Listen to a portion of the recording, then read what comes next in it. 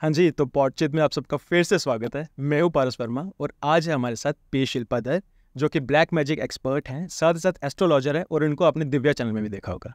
Ma'am कैसे हैं आप? नमस्कार, बिल्कुल ठीक हूँ। आप कैसे हैं? बढ़िया। मैम मेरे को बताओ, मैंने जब कुछ टाइम पहले आपका नाम देखा था तो आपने सिर्फ शिल्पाधर लगाया था। जी जी जी पी का क्या है पहले?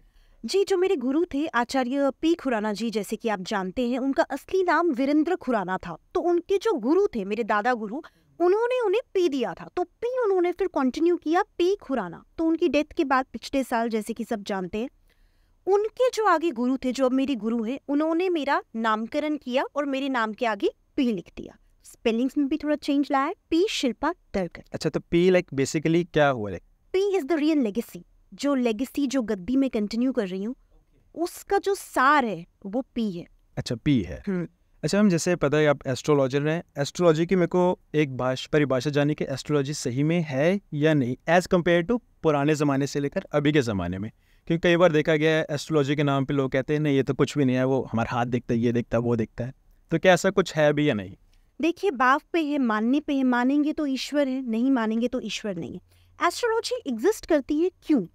क्योंकि साइंस से, जैसे साइंस जो होता है वो बेसिक प्रिंसिपल से चलता है, वाई के। अगर आप किसी चीज का जवाब वाई में दे सकते हैं तो वो साइंटिफिक है।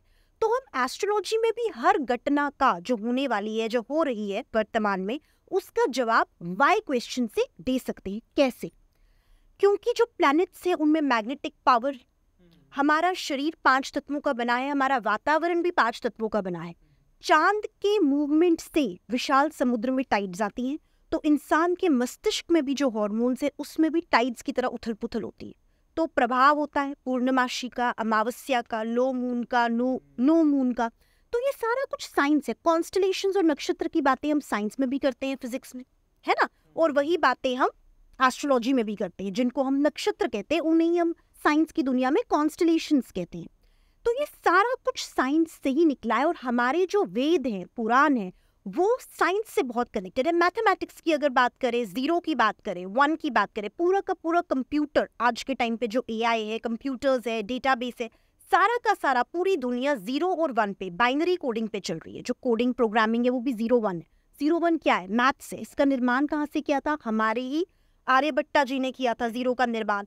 तो ये भी हमारे जो पुराण है, वेद है, शास्त्र है, उसमें बताया हुआ है, मैथमेटिकल कैलकुलेशंस बताई हुई है ना, जिसपे हम आज काम कर रहे हैं, साइंटिस्ट आज काम कर रहे हैं। तो astrology is a part of science. It's a part of science, like कह सकते हैं सारी एनर्जी जो हमारे रिवॉल्व कर रही है वही एस्ट्रोलॉजी है। जी जी जी। तो मून का क्या है? जैसे बोलते हैं आज फुल मून है, आज ये नहीं करना चाहिए, लाइक ये ऐसा क्या लाइक होता है इसमें? देखिए, फुल मून होता है तो फुल मून का अलग प्रभाव पड़ता है। जैसे कि मैंने आपको पहले बोला, हमने ज्योग्राफी में पढ़ा था कि मून जो है, मून की मूवमेंट से टाइड समुद्र में आती है, विशाल समुद्र में टाइड्स आती है ना? पढ़ा था ना? तो जब विशाल समुद्र में मून की मूवमेंट से हलचल हो सकती है, तो इंसान की बॉडी पे, इंसान भी जो है 70% वाटर का बना है, लिक्विड का बना है, उस पर भी प्रभाव आ सकता है ना? एक जैसे आजकल बोलते हैं कि ऐसे ग्रहण लगाया चाहिए, आज बाहर नहीं जाना, बट एक ग्रहण का भी कहते हैं साइंटिफिकली कि उसमें कुछ एनर्जीज होती है, आई थिंक कुछ रेज होती हैं, वो आपकी स्किन को खराब कुछ कर सकती है, कुछ ऐसा समथिंग होता है, पर उसको एस्ट्रोलॉजी से भी जोड़ा जाता है। जी, एस्ट्रोलॉजी से जोड़ा जाता है, क्योंकि सूर्य जो है, एस्ट्रोलॉजी में इनको सूर्य देव महाराज कहा जाता है। जो मून है, हम मून की भी वर्शिप करते हैं ना, चंद्र को भी हम ग्रह मानते हैं। तो इसका जो प्रभाव है एस्ट्रोलॉजिकली भी उतना ही वैलिड है जितना साइंटिफिकली है। जी। अच्छा, जैसे हम देखते हैं कि किसी की शादी करानी हो, कुछ जैसे वो कहते हैं पहले इसका पंडित के पास उसका हाथ दिखाओ, उसकी कुंडलियाँ मिल रही हैं, ये कर रहा है, वो कर रहा है। तो क्या ये सही होता भी है? जैसे ये नहीं कह रहा कि फुल सही होता है, कि ऐसे बोलते हैं कि इसकी लकीरें नहीं मिल रही, ये मिल रही, ऐसा क्या है? इसके पीछे साइंस के इसके पीछे भी ये साइंस है कि जब हम पैदा होते हैं, हमारे जन्म के समय पर एक स्क्रीनशॉट स्नैप होता है, स्नैपशॉट जिसको कहते हैं, हमारे ग्रहों का बनता है। इसी तरह लड़की के ग्रहों का एक स्क्रीनशॉट होगा, लड़के के ग्रहों का एक स्क्रीनशॉट होगा। उसके जन्म के टाइम पे उसकी राशि कुछ होगी, लड़की की कुछ होगी, लग्न में कोई बैठा होगा, ग्रह बैठा होगा, लड़की की कोई बैठा होगा, लड़के कोई। तो आपस में वो ग्रह कितने मैच कर रहे हैं वो दर्शाता है कंपैटिबिलिटी। तो हम इसे क्यों कंसिडर करते हैं? क्योंकि देखिए, अब मनुष्य एडवांस हो गया। एनिमल्स और मनुष्य में क्या फर्क है? जानवर जो होते हैं उनमें चेतना नहीं होती, कॉन्शियसनेस नहीं होती, है ना? मनुष्य में होती है। तो अगर हमें कॉन्शियसनेस है, हम हर स्टेप कॉन्शियस होकर उठाएंगे जीवन में, तो हम पुराने जमाने से, राजा महाराजाओं के जमानों में, हम तो कहते हैं एस्ट्रोलॉजर्स अभी का वर्ड है, उस जमाने में तांत्रिकों से पूछा जाता था। तांत्रिक जो थे बहुत प्रेस्टिजियस, और तांत्रिक हवन जो होते थे पुराने जमाने में, जो ऋषि मुनि थे तांत्रिक हवन करते थे और उससे वो प्रोटेक्शन उनको मिलती थी। परंतु जो राक्षस थे वो हवन में बाधा डालते थे, आपने सुना होगा। फिर देव देवता अपनी पावर्स बढ़ाने के लिए, रक्षा के लिए, क्योंकि तंत्र हवन नहीं हो पाया, वो भाग के जाते थे भगवानों के पास कि वो उनकी रक्षा करें, है ना। बहुत ऐसे एग्जाम्पल्स हैं, है ना, जैसे विश्वकर्मा जी, उनकी जो मदद की थी भगवान राम ने की थी जब राक्षस अत्याचार कर रहे थे उन पे, है ना। तो जो तंत्र विद्या है सदियों से चलती आई है, गुप्त विद्या। गुप्त क्यों है?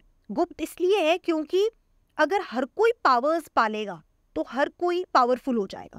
पहले राक्षस नहीं चाहते थे देव पावर पाए, आजकल मनुष्य किस चीज के पीछे भाग रहा है? अमेरिका सुपर पावर बनना चाहता है। एटम बॉम्ब अगर किसी कंट्री के पास है तो दूसरा बोलता है मेरे पास एटम बॉम्ब, वो तीसरा बोलता है मेरे पास, अपनी प्रोटेक्शन के लिए। यूज उसको कोई नहीं कर रहा है लेकिन प्रोटेक्शन के लिए, किसी को हानि नहीं पहुंचा रहा है लेकिन प्रोटेक्शन के लिए। इसी तरह तंत्र विद्या है, प्रोटेक्शन के लिए, किसी को हम हानि नहीं पहुंचा रहे, हानि पहुंचाएंगे तो डिस्ट्रक्शन होगी, पर अपनी प्रोटेक्शन के लिए तंत्र विद्या, जस्ट लाइक एटम बॉम्ब, है ना। तो ऐसे ही जो आज के युग में हम देख रहे हैं वो साइंस है, एटम साइंस है, एटॉमिक बॉम्ब साइंस है। देखा जाए तो क्या एनर्जी है। महाभारत का युद्ध जब लड़ा था, हवा में बाण थे, वो सब क्या था? वो भी साइंस था। वो अगेंस्ट ग्रेविटेशन हवा में अपने इक्विपमेंट्स यूज करे, वो भी साइंस था। लेकिन जो वो वाला साइंस था वो बहुत एडवांस था। हम अब पीछे आ गए हैं, अभी हमें वहां पहुंचने। उस जमाने में टेलीपैथी थी, वो आंखें बंद करके पूरा का पूरा उन्होंने युद्ध देखा। तो कैसे देखा? वो भी टेलीपैथी थी, वो भी साइंस है ना। लेकिन वो हमने उस टाइम साइंस वर्ड नहीं था, उस टाइम वर्ड क्या था? वेद थे, गीता थी, महाभारत था, नाम अलग थे, लेकिन जो साइंस था, जो टेक्नोलॉजी थी, हमसे कई गुना एडवांस थी। वही हम सोचते हैं एडवांस है, बट हमसे भी एडवांस टेक्नोलॉजी कहीं आ चुकी हुई है और जिससे हमें पता नहीं है। बिल्कुल बिल्कुल।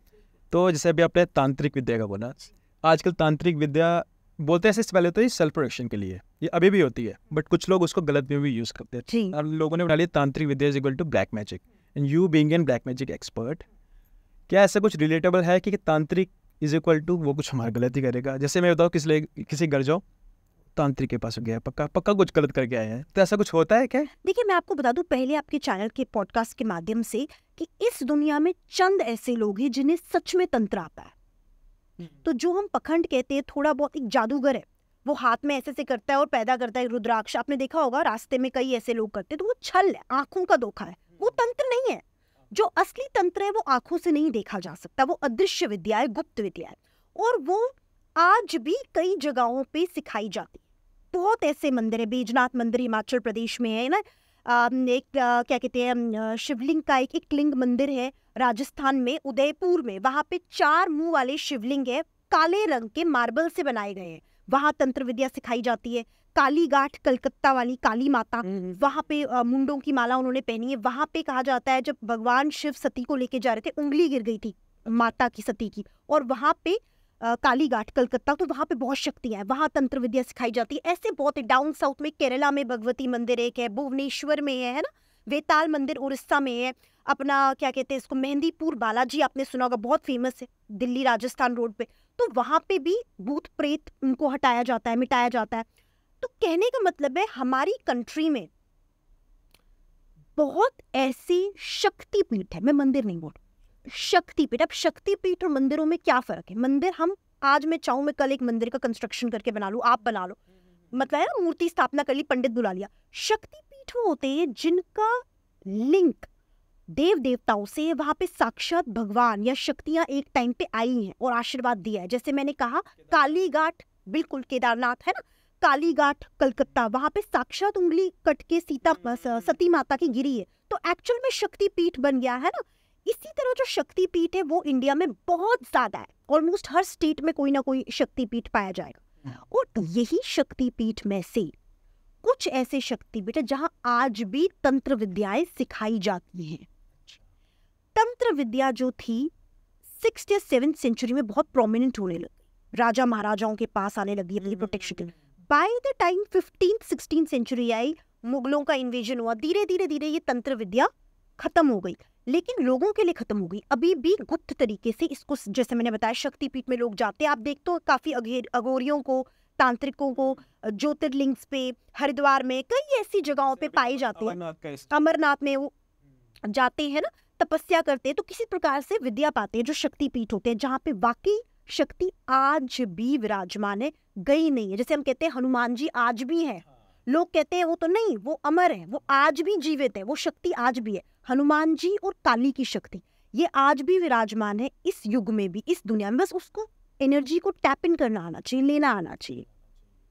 अच्छा है, जैसे हम कर रहे हैं कि ये ब्लैक मैजिक हो गया एक सेल्फ हमारे खुद की रक्षा के लिए, इसका क्या गलत तरीके से भी, बहुत गलत तरीके से भी यूज़ किया जा सकता है? क्योंकि लोग कहते हैं कि ये नहीं, इसने मेरे पे काला जादू कर दिया, ये कर दिया, मेरे ये हो गया, उसकी वजह से वो मर गया है, ये हो गया, वो हो गया। ऐसा कुछ इतना पावरफुल होता है क्या ब्लैक मैजिक, किसी को डिस्ट्रॉय करने के लिए? जैसे ब्लैक मैजिक पावरफुल होता है, डिस्ट्रॉय करने के लिए भी यूज होता है, लेकिन जो ऐसी विद्या किसी का बुरा करने के लिए करते हैं वो अपना ही बुरा करते हैं, बिकॉज वो वापस उन पे बाउंस बैक होता है और उनको ही हानि पहुंचाता है। जो लोग अपनी विद्या का दुरुपयोग करते हैं, जो गुरु का पढ़ाया हुआ होगा वो कभी किसी को हानि नहीं पहुंचाएगा, जो स्वयं पढ़ा होगा उसी के मन में ऐसे विचार से। कोई भी गुरु कभी अपने शिष्य को यह अनुमति नहीं देगा कि तुम किसी का नुकसान करो, जब तक कोई आप पे पहले वार ना करे। अब महाभारत में ऐसे तो अर्जुन ने भी युद्ध लड़ा, लेकिन पहले वार तो दूसरी तरफ से आया ना, फिर जाके वो करना पड़ा। सेम गोज फॉर तांत्रिक। अगर कोई आपका बुरा करे या आपके शिष्य का या आपके पास जो भक्त आ रहे उनके साथ गलत करे, तो उसको काटने के लिए, तंत्र को काटने के लिए तंत्र का ही इस्तेमाल होगा, तब तंत्र यूज किया जाए, वो एक अलग बात है। बट आप वैसे ही किसी का बुरा कर रहे हो तो वो गलत है, वो पाप है। अपनी रक्षा के लिए करो तो वो उसमें बिल्कुल सेल्फ डिफेंस। तो भागवत गीता में भी श्री कृष्ण कहते हैं कि अपने बचाव के लिए युद्ध लड़ो, शस्त्र उठाओ। तंत्र भी एक तरीके का शस्त्र है। शस्त्र है। अच्छा, तंत्र से ये बात होगी ब्लैक मैजिक, तो ब्लैक मैजिक से कुछ आजकल बचने के भी कहीं ना कहीं उपाय आ गए हैं जी। उपाय जैसे कि बोलते हैं कि कोई आप ये अंगूठे पहन लो, आप कड़ा पहन लो, इन सब में क्या शक्तियाँ, इन स्टोन्स में शक्तियाँ होती हैं? हाँ, स्टोन्स में शक्तियाँ होती हैं। शक्तियों को जागृत करना पड़ता है। हम स्टोन खरीदे मार्केट से, वो कितनी जगहों पे गया होगा, पहले उसको बनाया होगा फैक्ट्री में, फिर वो गया होगा, फिर उसकी वेल्डिंग हुई होगी, फिर उसको ज्वेलर ने रखा होगा, कितनी नेगेटिविटी आई होगी। उसके बाद जब वो एक असली एस्ट्रोलॉजर के पास या एक सिद्ध पुरुष के पास पहुंचता है तो वो उसको जागृत करता है मंत्र द्वारा। उसके बाद जब उसे कोई धारण करता है फिर उसका प्रभाव पड़ता है, जिस भी पर्पस के लिए उसकी धारणा हो। कुछ जैसे कुछ स्पेसिफिक दिन में पहनना है, इसका दूध से इसका स्नान करवाना है, इसका ऐसे कुछ होता है? जी, बहुत सारी ऐसी चीजें होती है, विधि विधान जिसे कहते हैं। जैसे मेरे को किसी ने बोला था कि आप ये पहनो, मुझे नहीं पता कि इनका क्या है, कैसे इससे आपके पॉजिटिव कुछ आएगा, या ये ऐसा होता भी है बंदे को मेंटली लगता है कि नहीं यार मैंने पहन लिया है, कुछ प्रभाव ऐसा आ रहा है सबकॉन्शियस।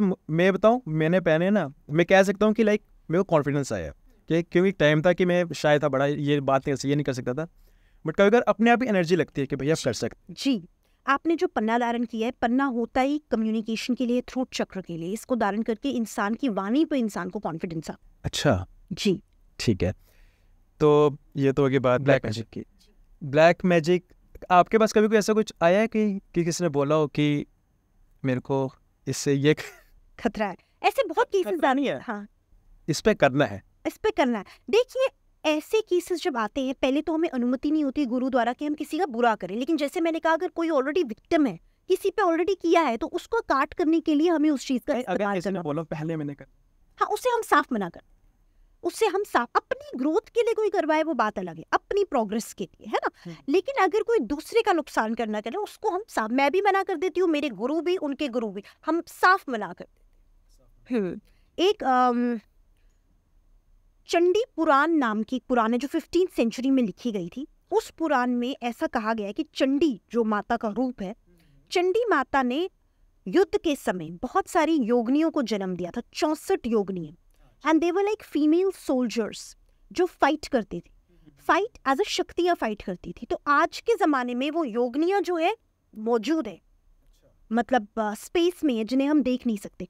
और जो तंत्र का, आपने पिरामिड्स देखे होंगे, इजिप्ट में पिरामिड्स देखे होंगे, आपने सुना होगा उनके बारे में, तंत्र विद्या, इजिप्शियंस, ब्लैक मैजिक मार्केट लगती है अफ्रीका में। मतलब मैं आपको बता रही हूँ दुनिया में कहाँ कहाँ क्या क्या होता है। आउट ऑफ स्पेस जहाँ पे अभी तक इंसान पहुंचा भी नहीं है, वहां पे भी तंत्र की, ब्रह्मांड में भी चीजें हैं। जमीन के नीचे, मंदिरों में, समुद्र के नीचे, उतना अगर हम गहरा जाएंगे वहां पे भी तंत्र की चीजें। तो तंत्र हर जगह पूरे कॉस्मोस में है, न सिर्फ मंदिरों तक है। मंदिर, शक्तिपीठ तो बस उनका एक वो है, मतलब जिसको हम कहते हैं पॉइंट्स, एनर्जी पॉइंट्स, बट उसके अलावा भी पूरे ब्रह्मांड में तंत्र विराजमान है। ठीक है। अब ये थोड़ा सा मे भी शायद से लगेगा कि क्या फिल्मी सवाल है क्या, कि क्यों मेरे दिमाग कब से तंत्र को लेके, क्या तंत्र को लेके किसी मुर्दा की सोल किसी के अंदर होता है, किसी को काला जादू करके इसको पागल बना दिया, वो उसके अंदर ये चीज़ आ गया वो चीज़ आ गया, ऐसा कुछ होता है? हाँ होता है, बिल्कुल होता है, रियल में बिल्कुल होता है। अब सोल्स और भूत जो होते हैं उनकी कैटेगरीज होती है, हर भूत प्रवेश नहीं कर सकता। भूत क्या है?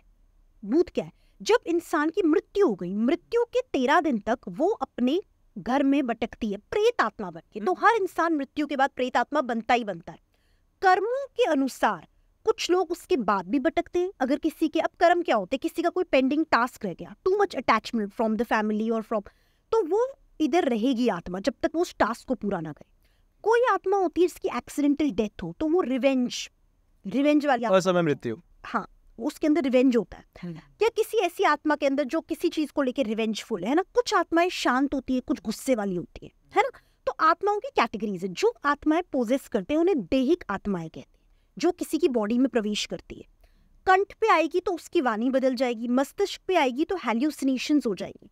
आदमी जैसे आपने बोला पागलों की तरह व्यवहार करता है, तो वो बिल्कुल होता है, बिल्कुल पॉसिबल है। बट हर आत्मा नहीं प्रवेश करती है, कुछ अच्छी आत्माएं भी होती है। बट जैसे मैंने बोला कुछ देहिक आत्माएं होती है जो प्रवेश करती है, और उन्हें फिर तांत्रिक लोग ही, ओझा पीर फकीर तांत्रिक लोग उन्हें मुक्त करा सकते हैं उस चीज। अच्छा, मतलब कि ये चीज़ रियल में है? ये रियल में, अगर भगवान है तो शैतान भी है, और हर शैतान के लिए एक भगवान तो है ही है। हाँ जी।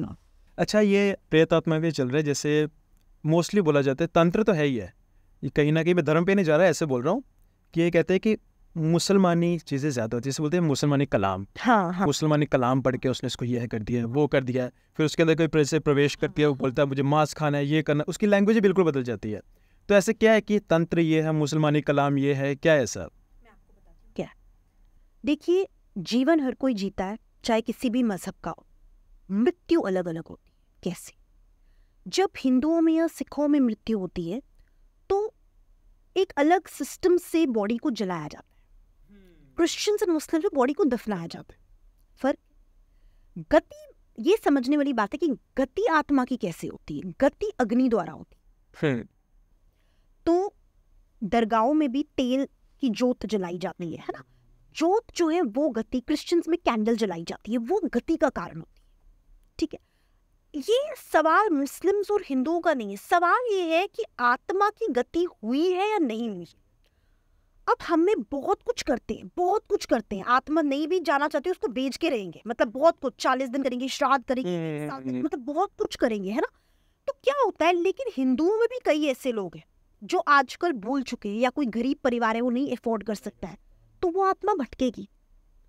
अब जो मुस्लिम आत्मा है वो क्यों अलग भाषा बोलती है, कि पूरे जीवन में उसने वही भाषा बोली है। आप समझ रहे? तो वो जिन जन्नात वही भाषा बोलेंगे ना, वही इल्म की भाषा बोलेंगे। आप समझ गए? जो हिंदू होगा उसने उस भाषा को यूज नहीं किया है पूरी जिंदगी में, तो आपकी मृत्यु के बाद की लाइफ का डायरेक्ट कनेक्शन आपकी उस लाइफ से जो आपने जी है अपनी फिजिकल बॉडी में।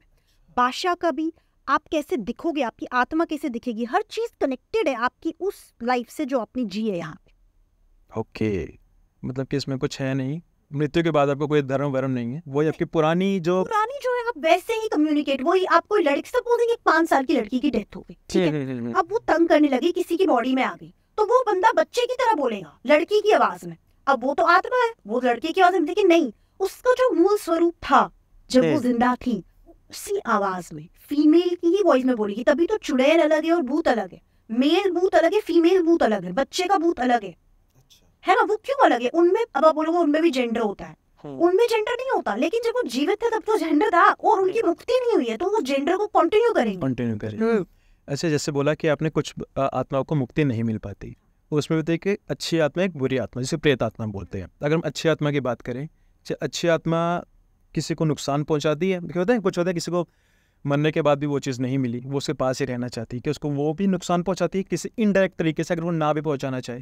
क्योंकि कभी कभार होता है, जैसे कि लगता है कि हम जैसे बैठे हो, एकदम से कुछ ठंडी चीज़ हमको लगता है, हमको ऐसा लगा, झिझक सी लगी, कुछ लोग कहते हैं वो कुछ होता है, क्या मुझे नहीं पता, जैसा कुछ होता भी है। जी होता है। जैसे कि मैंने कहा, एक आत्मा बुरी कब बनती है? वो बुरी तब बनती है जब वो बुरे इंसान की उसने जिंदगी जी होती है। सपोजिंग कोई डाकू है या कोई बुरा इंसान है, उसने पूरी जिंदगी बुरे कर्म किए, तो जब वो मरेगा, वो मरने के बाद भी वैसा ही तत्व उसके अंदर होगा, गुस्सा, एंगर, फ्रस्ट्रेशन, वो वही तत्व की आत्मा भी बनेगी। किसी ने साधु जैसा जीवन जिया हो, सात्विक जीवन जिया हो, तो मरने के बाद भी वो लोगों का भला करेगी, किसी को हार्म नहीं पहुंचाएगी। तो आत्मा का व्यवहार डिपेंड करेगा दो चीजों पे, एक उसका व्यवहार जब वो जिंदा थी आत्मा कैसा था, दूसरा मृत्यु उसकी कैसी है, और मृत्यु के बाद उसकी गति हुई है या नहीं हुई है। ठीक है, तो क्या हम कह सकते हैं कि हमें आत्माओं से नहीं डरना चाहिए? हमें आत्माओं से नहीं डरना चाहिए, वो हमारी ही होती है, हम भी आत्मा ही है, हमारे अंदर भी आत्मा ही है। फर्क सिर्फ होता है हमने शरीर रूप वस्त्र धारण किया हुआ है। अच्छा, एक ब्लैक मैजिक का एक लास्ट क्वेश्चन की मिसकंसेप्शन क्या लोगों के रिलेटेड टू ब्लैक मैजिक? ऐसे बहुत से मिसकंसेप्शन। सबसे पहले तो वो डरते हैं, तांत्रिकों से डरते हैं, उनसे मिलने से डरते हैं। तांत्रिक भी आम इंसान जैसे ही होते हैं, है ना, सिर्फ उनमें थोड़ी सी एनर्जी ज्यादा होती है as compare to normal humans, but वो किसी का बुरा नहीं चाहते हैं जो असली तांत्रिक होते हैं। और लोगों को लगता है ब्लैक मैजिक हमेशा किसी का नुकसान करने के लिए होता है, ऐसा नहीं है। जो जेन्युइन और ऑथेंटिक ब्लैक मैजिक एक्सपर्ट होगा वो किसी का नुकसान नहीं करेगा, उल्टा लोगों को प्रोटेक्ट करेगा। ब्लैक मैजिक और तंत्र सतयुग से चलता आ रहा है लोगों की प्रोटेक्शन के लिए। तांत्रिक हवन करते थे देव देवता, जिसमें विघ्न राक्षस डालते थे, तो ये एक अच्छी चीज है, शिव द्वारा स्थापित की गई चीज है। शिव के लेफ्ट हाथ में अघोरी, एक किताब है जो अघोरी तंत्र की है। अगर आप शिव का स्वरूप देखेंगे तो शिवाइज्म से निकली है, शिव ने तंत्र विद्या दी है, शिव पुराण में तंत्र विद्या का जिक्र है, तो ये गलत विद्या नहीं है। जस्ट लोगों को misconception black magic is equal to कुछ कर दिया उसने, ये कर दिया, ऐसा कुछ नहीं है, ऐसा कुछ नहीं। ठीक है, आजकल थोड़ा सा ब्लैक मैजिक से हटके थोड़ा सा ज़्यादा स्कूफी बातें हो गई हैं। तो आजकल एक ट्रेंड चल रहा है अभी बहुत देर से, अंबानी की शादी। अंबानी की, जैसे मैंने ये पार्ट इसलिए लाया क्योंकि मोस्टली लोगों ने, जिसने बोला, जिसके एस्ट्रोलॉजर के पास गए, वो कहते हैं नहीं अंबानी की शादी है, नहीं तो चलेगी, बड़ी देर तक चलेगी, बड़ी देर तक चलेगी। उन्होंने ऐसे क्या देख लिया कि अंबानी की शादी चलेगी? क्या सही में ऐसा होता है? क्योंकि बड़े देखे बड़े सेलिब्रिटीज़ की टूट भी जाती है शादी, इन्होंने इतना, और क्यों कहते हैं एक चीज़ की नज़र जी, नज़र लग जाती है, उन्होंने इतना जोश जाश करके सब कुछ किया। जी जी जी, तो क्या ऐसा? जी, क्या होता है सीमित ज्ञान? सीमित ज्ञान क्या कहता है? 2+2=4। ये सीमित मैथमेटिक्स है जो सब कुछ पता है ना, बट कुछ ज्ञान ऐसा होता है जो अदृश्य होता है। अब अंबानी की शादी की जहां तक बात है, इसको अगर हम न्यूमरोलॉजी के दृष्टिकोण से देखें तो हमें लगेगा चलेगी, इसको हम एस्ट्रोलॉजी के दृष्टिकोण से देखें तो हमें लगेगा चलेगी, परंतु इसको हम अंतरिक्ष जो अनदेखी विद्याएं हैं, जो अंतरिक्ष से रिलेटेड है ना, जो अदृश्य विद्याएं हैं, उनके दृष्टिकोण से देखें तो ये शादी 3 साल से ज्यादा नहीं चली। केवल एक पूजा है जो प्राचीन काल से चलती आ रही है, जो बहुत कम गुप्त लोगों को इस दुनिया में, संसार में आती है, उसे कहते हैं दर्श्रेष्ठ विद्या पूजा। ठीक है, जो ये दर्श्रेष्ठ विद्या है, दर्श्रेष्ठ पूजा है, अगर वो इससे करवाते हैं तो ये शादी बच सकती है, वरना इस शादी में इतनी नेगेटिविटी और इतनी नेगेटिव एनर्जीज एंटर कर चुकी हैं कि शादी में बहुत मिसअंडरस्टैंडिंग्स आएंगी, शादी में बहुत ज़्यादा कंपैटिबिलिटी इश्यूज आएंगे विद इन नेक्स्ट 3 years। अगर वो ये पूजा नहीं कराएंगे, अगर ये पूजा कराएंगे, फिर शादी बच सकती है। 2027 तक कहीं ना कहीं इसके अलग होने के इनके हैं। हाँ, अगर पूजा कराएंगे तो बच भी जाएगी शादी, लेकिन पूजा यही करानी है जो ये गुप्त पूजा जिसका मैंने जिक्र किया। निर्णय इनके हाथ में, फैसला इनका होगा, परंतु ये पूजा ऐसी है जो सतयुग से चलती आ रही है और पूरे विश्व में चंद ऐसे लोग हैं जिन्हें इसके बारे में ज्ञान है। ठीक है, जैसे हमने शादी की बात की, प्रेम प्रसंग की बात की, प्रेम प्रसंग से मुझे याद आता है आजकल के यूथ जो है मोस्टली कहता है हमको वो नहीं मिल रहा है, ये प्रेम नहीं मिल रहा, हमारा ये नहीं मिल रहा, हम उसके पास जाते हैं। और कई बार मैंने देखा है ऑनलाइन भी बता रहे होते हैं वशीकरण। इस वशीकरण is equal to black magic, is equal to आपके प्यार का मिलना, आपके चीज़ का मिलना। जो राक्षस सतयुग में करते थे, विघ्न डालते थे, पावर पाना चाहते थे, वो आजकल के लोग करते, पोजेस करना चाहते हैं। इसको पोजेशन कहते हैं कि हम किसी इंसान को पाना चाहते हैं, वो राक्षस तत्व है।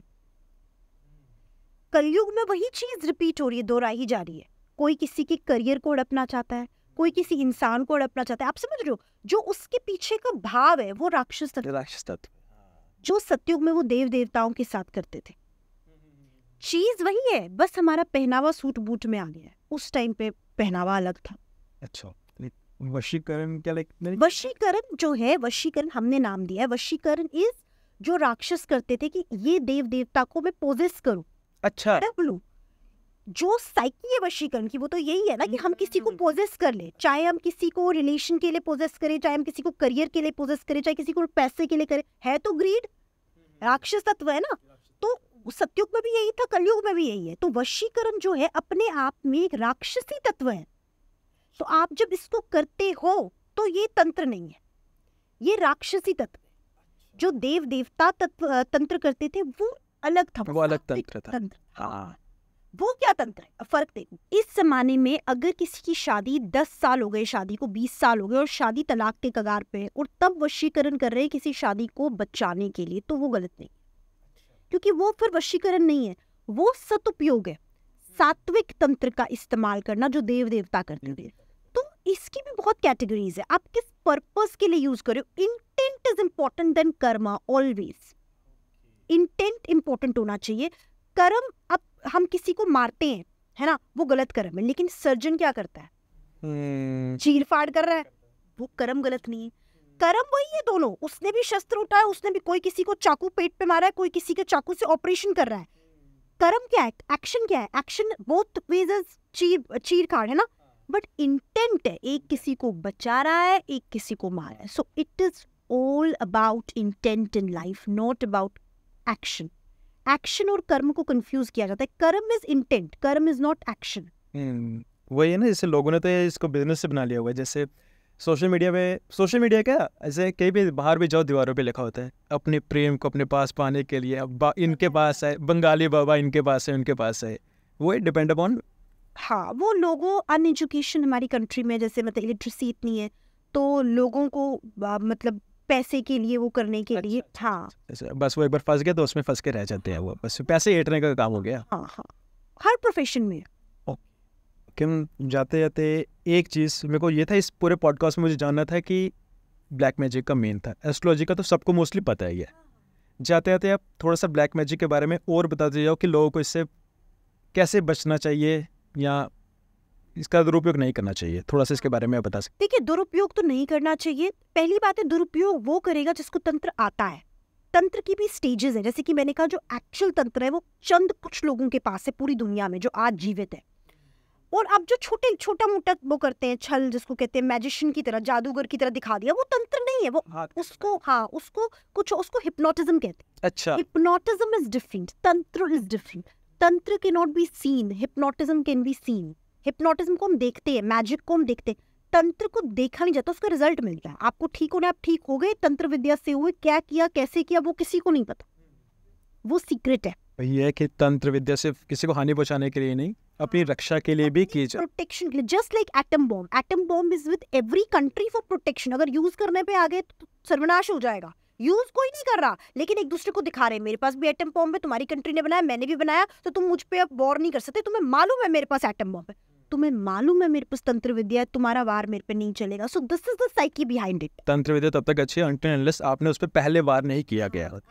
जी, थैंक यू मैम, आपका बहुत अच्छा था पॉडकास्ट। मेरे को क्योंकि बड़ी नॉलेज मिली इसमें, आप तंत्र विद्या, वशीकरण, एस्ट्रोलॉजी के बारे में, एंड आपने आपके यहाँ की शोभा बढ़ाई है।